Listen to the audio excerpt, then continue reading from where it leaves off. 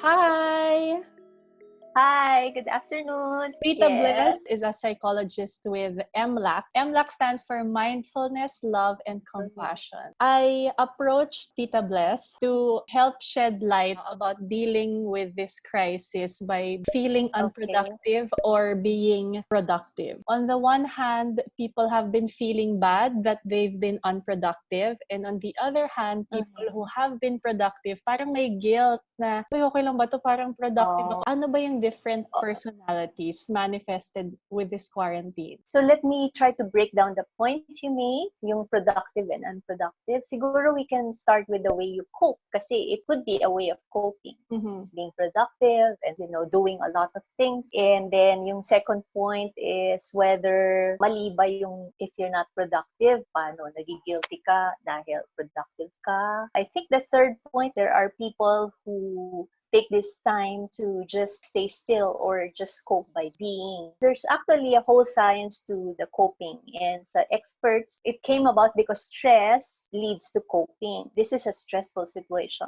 Coping is really mainly our efforts to deal with situations that are harmful or threatening, and then we find ways to lessen that threat and that impact to us. So, iba-iba tayo doon. So, unang-una yung tinatawag na problem focus. Coping, kasi yun yung diretso tayo sa stress. Like, for example, pag mayroong bagyo, di ba, naghahanda tayo para sa bagyo. If our child is sick, we go to the doctor. So, those are problem focus. Yung ginagawa natin ngayon, staying at home, obeying quarantine guidelines, these are ways of focus coping because we are taking steps to lessen the impact. And then, of course, there's emotional distress. So people engage in emotion-focused coping. Right? So if you look at it, the world is not battling only the virus, but there's a battle inside our mind. I have clients like that.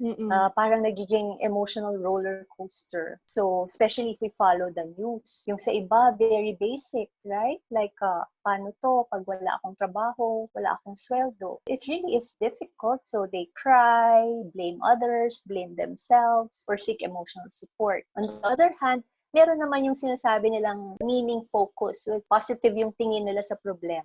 We have seen this kind of coping with our work with survivors of disasters and those who survive abuse. Now, we hear stories from different people like doctors, frontliners, trying to highlight their experience of compassion and care. Tapos, yung research on spirituality and religiosity, kasi isang coping din yun. We turn to our God. Nangyayari ngayon, nagdadasal tayo, nagsisimba. Then, it comes to the point of this big change has brought us to the question of, yun na nga, productivity. Are we productive enough or are we unproductive? So this past few weeks, actually, Bianca, I've talked to some of my friends and I get mixed views about it. Tinatanong ko sa kanila housework. One lawyer friend said, okay lang kasi she doesn't need to deal with traffic.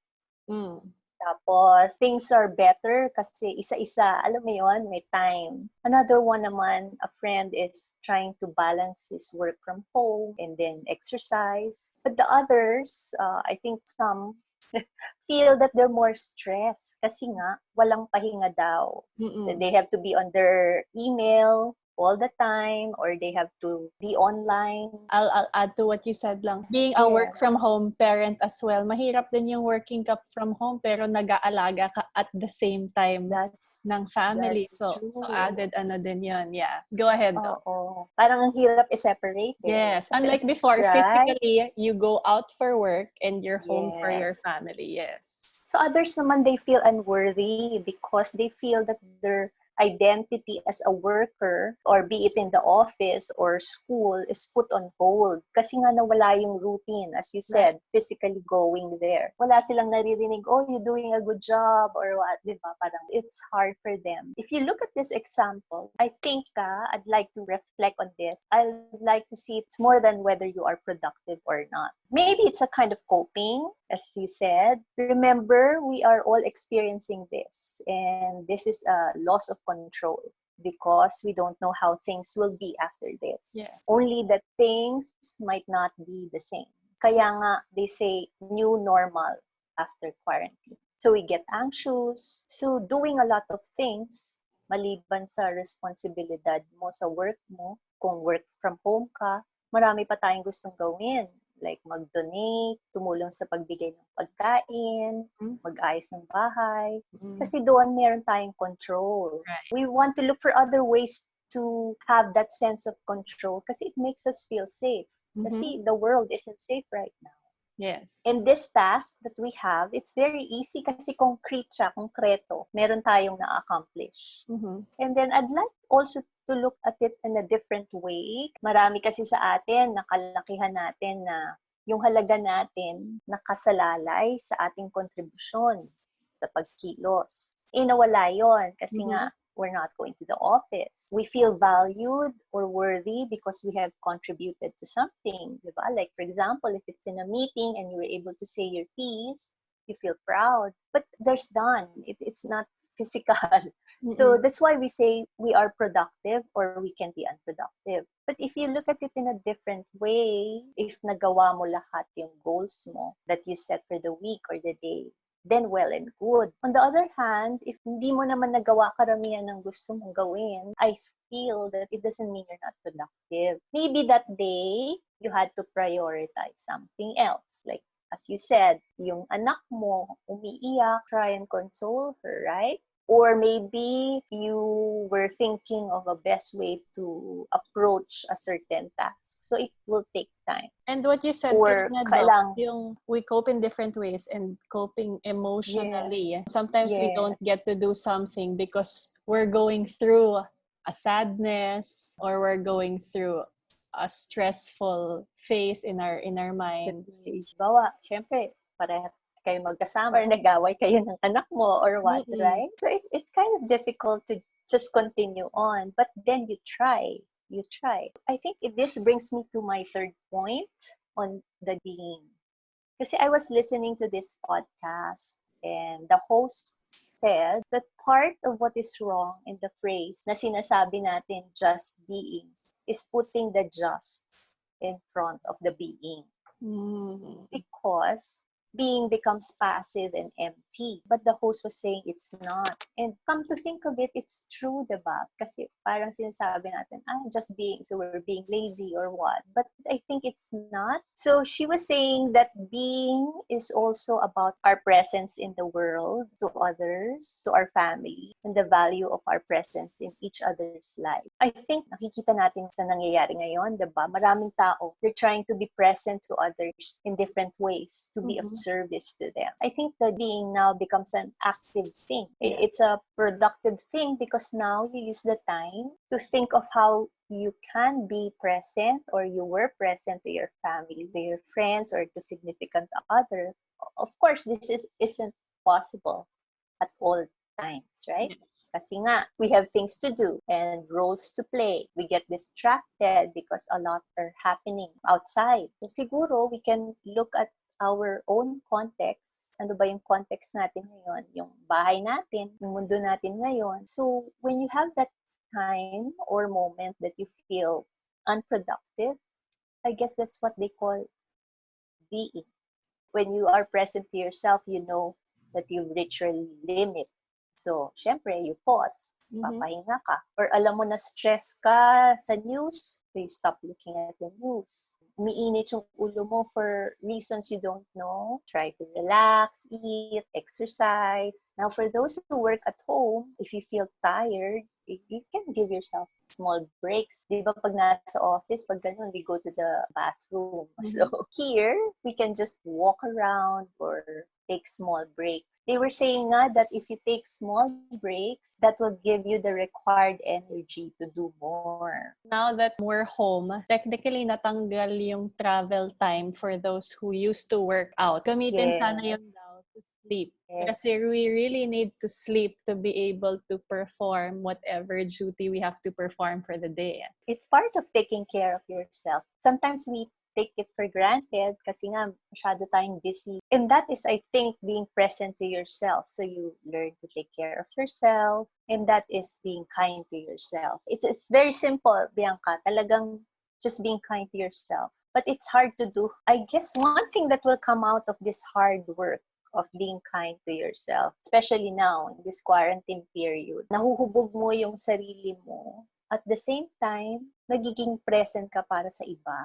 And then I guess you become kinder to others. So meron siyang sinasabing ripple or domino effect. I guess that's when the unproductive becomes productive. I love that.